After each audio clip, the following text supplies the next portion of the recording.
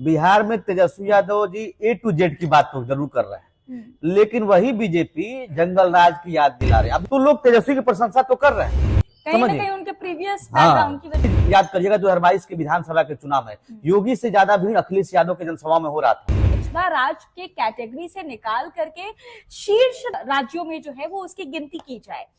योगी से दोगुना भीड़ थी, लेकिन क्या स्थिति थी? वोट में तब्दील नहीं होता है। जैसे कास्टिज्म की बात होती है बिहार में और यूपी में, कास्ट की बात जरूर होगी। ये समझना होगा कि बिहार में यम-वाई जो समीकरण है, यम-वाई समीकरण जो है वो सड़क पर उतरता है।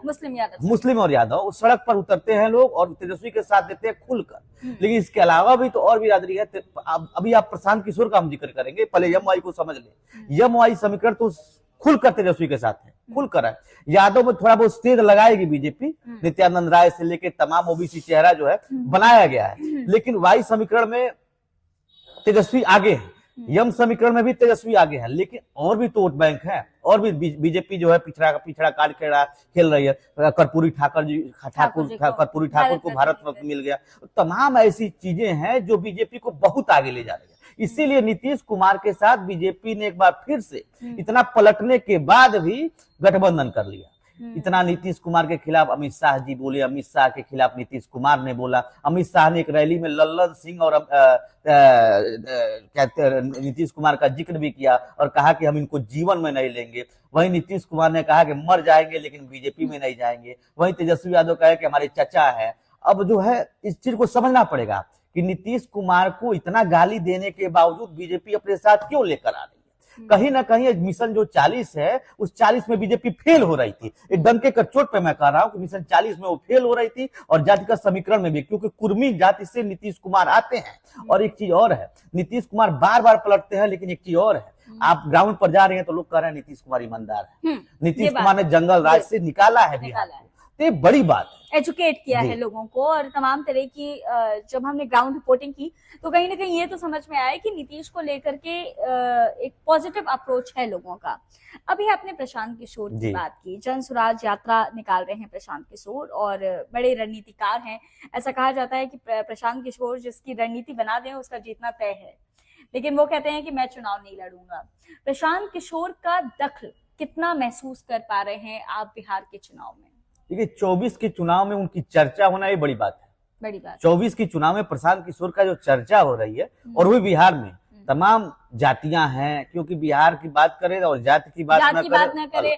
और वहीं प्रशांत किशोर कहते हैं कि मैं चाहता हूं कि बिहार में जाति पर बात ना हो, जाति को देख करके जो है वो वोट ना किया। प्रशांत किशोर जी ने एक और बात कहा कि बिहार में जाति ये फैक्टर है ही नहीं, बिहार में परिवारवाद फैक्टर है। उन्होंने कहा कि लालू यादव अपने परिवार को छोड़कर कितने यादव को बढ़ा दिए, किसी और यादव को सीएम बना दे। वोट तो यादव का लेते हैं, प्रशांत किशोर जी कहते हैं वोट तो यादव का लेते हैं, लेकिन यादव के साथ होता क्या है, मतलब वोटर जो है बधुआ नहीं है, मजदूर नहीं है, प्रशांत किशोर कहते हैं। प्रशांत किशोर ने एक और बात कहा है, मोदी फैक्टर चल रहा है पूरे देश में, मोदी मैजिक है। लेकिन मोदी जी हिंदुत्व की बात करते हैं, बीजेपी भी हिंदुत्व की बात करती है, लेकिन इसके बावजूद मात्र 45% वोट पूरे देश सहित पूरे बिहार में भी मोदी को मिलता है। तो हमको समझना पड़ेगा कि 55% वोटर जो है हिंदू वोटर, वो कहाँ है? वो भी तो बिखर रहे हैं, वो भी तो कहीं जा रहे हैं, बहुजन समाज पार्टी के साथ जा रहे हैं, सपा के साथ जा रहे हैं, कांग्रेस के साथ जा रहे हैं, यहाँ राजद के साथ जा रहे हैं। तो ये कहना कि बीजेपी हिंदुत्व की पार्टी, हिंदुत्व की तो बात कर सकते हैं, सुप्रीम कोर्ट का भी डिसीजन है, लेकिन हिंदुओं की पार्टी है, ये कहना गलत है। 45% लोग बीजेपी को वोट तो कर रहे हैं, लेकिन 55% जो वोटर है, हिंदू वोटर है, वो लोग कहीं ना कहीं छिटक तो रहे हैं। तो ये कहना कि बीजेपी हिंदुओं की पार्टी, ये कहना गलत है। अच्छा, मैं वापस प्रशांत किशोर पर ही आ रही हूँ, क्योंकि प्रशांत किशोर जो है वो एक ऐसी मुहिम लेकर के चल रहे हैं जिसका उद्देश्य ये है कि बिहार को खुशहाल राज्य बनाया जाए। जिस तरह से बिहार जो है वो एक ऐसा राज्य है जहां पर हर तरह की समृद्धि है, बावजूद इसकी गिनती पिछड़े राज्यों में क्यों हो रही है, ये एक बड़ा सवाल है जो कि प्रशांत किशोर उठा रहे हैं। और इसी को लेकर के वो जन जन तक पहुंच रहे हैं, यात्राएं कर रहे हैं, युवाओं को अपने साथ लेकर आ रहे हैं। तो उनका कहीं ना कहीं उद्देश्य ये है कि बिहार को पिछड़ा राज्य के कैटेगरी से निकाल करके शीर्ष 10 राज्यों में जो है वो उसकी गिनती की जाए।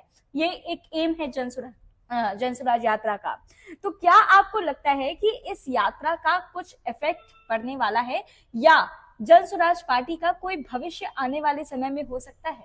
प्राची जी, आप 2 दिन पहले हमारे साथ गोपालगंज में थी। स्थिति क्या थी? हम एक इंटरव्यू कर रहे थे, उसमें तपाक से 2 लोग पहुंचते हैं और जनसुराज की प्रशांत किशोर की बात करने लगते हैं। यही उनकी जीत है कि लोग 24 बात करने लगे। प्रशांत किशोर तो यही चाहते थे कि लोग हमारी बात करें, लोग जो है हमारी भी बात करें। नीतीश कुमार से लोग ऊब चुके हैं। प्रशांत किशोर ने एक और बात कही है कि 24 के चुनाव में बीजेपी को तो फायदा जरूर होगा, लेकिन यही 25 का जब विधानसभा का चुनाव होगा तो नीतीश कुमार की वजह से बीजेपी को झटका लगेगा।